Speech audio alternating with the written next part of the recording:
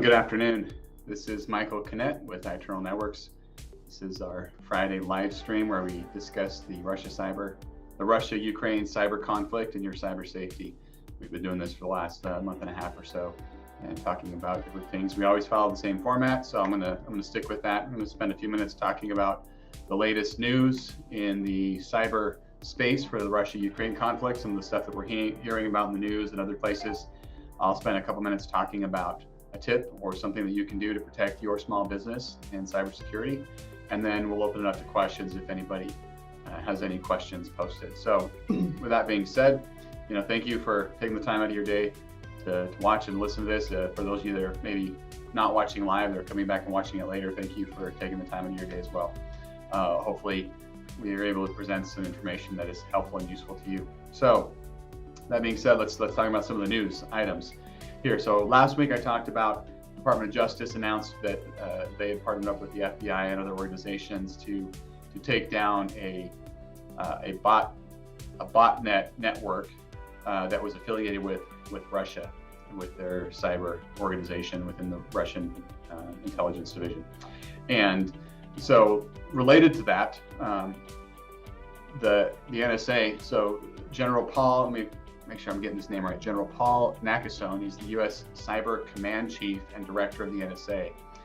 He made a statement this last week on April 5th that the United States is going to be stepping up its efforts to help protect and defend Ukraine and other allies in Europe, their network infrastructure, as well as sending some cyber teams, that he called them hunt forward teams, to proactively suss out any vulnerabilities that could be exploited by Russia.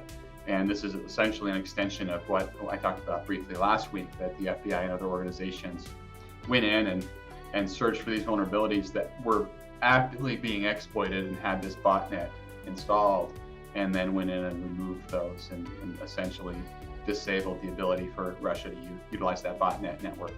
So kind of interesting that some additional things are sending some additional teams to assist with that over in Europe. April 7th, Microsoft announced that they took down another group of domains. I think they said 7 domain registrations that were affiliated with spying activities targeting the United States, Europe, and Ukraine specifically. This is good, right? It's good news that Microsoft was able to do this. They were able to get some court orders to go in and take these down. Unfortunately, all it's going to do is defer, right? So that criminal organization or Russian state-sponsored hacking group that was behind those that Microsoft took down, they're just going to go register other domains and shift their activities over. But it did disrupt their activities temporarily. So hopefully that will help the Microsoft and governments get a little bit ahead of what's going on. Last week, we also mentioned that there was some phishing targeting Ukraine's officials.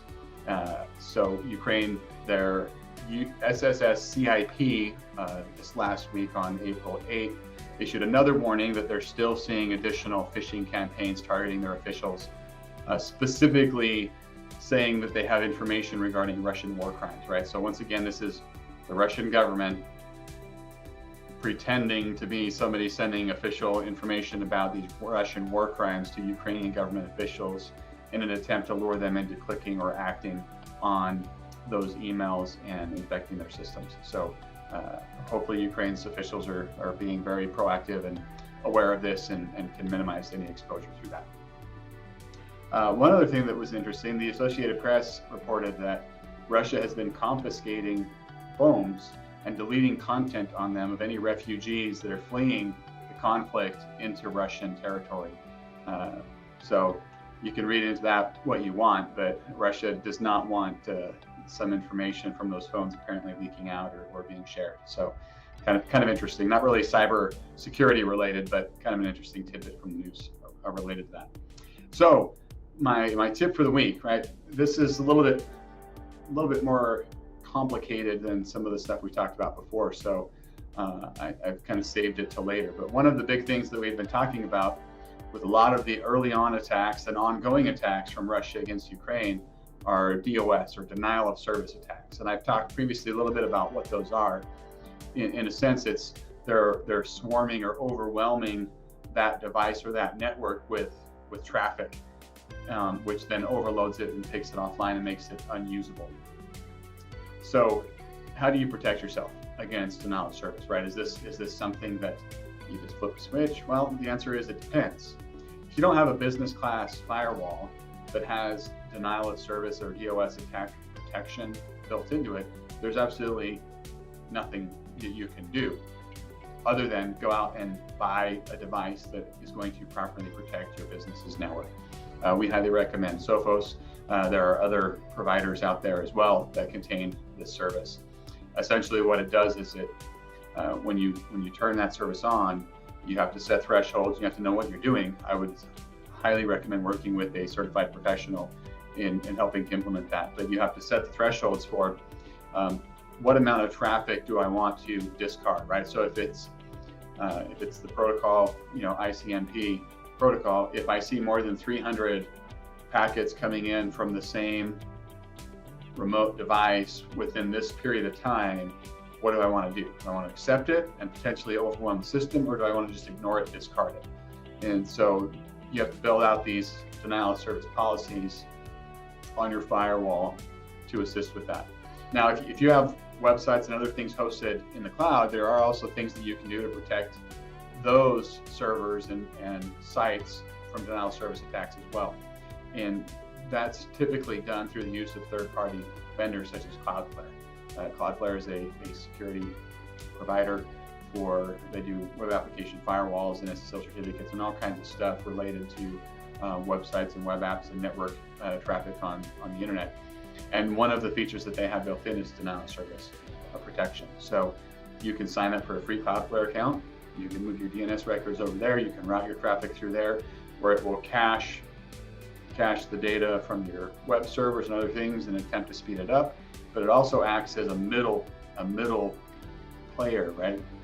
That will then, because the traffic is going from outside to their servers and then being directed to your servers, they're able to do this denial of service protection as well as some other security protections as well, and discard the denial of service attempts and other malicious activity before it ever even hits your cloud servers.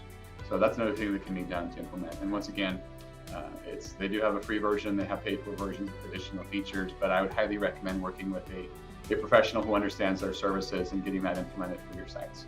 If any of you have any questions though, I love especially talking and help educate people on cybersecurity and really technology in general. So if you have any questions, you can tweet me, you can post comments in my Facebook feed, and our company page, LinkedIn, website, my email, etc. So any questions you have, we'd love to answer them either on a personal private message, or we can possibly answer them on future videos.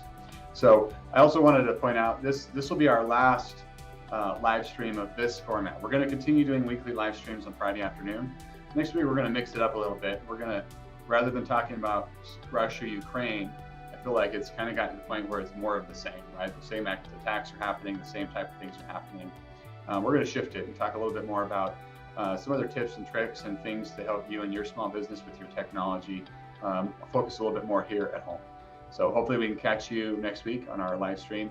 It's going to be every Friday at 1 o'clock, and hope to see you then.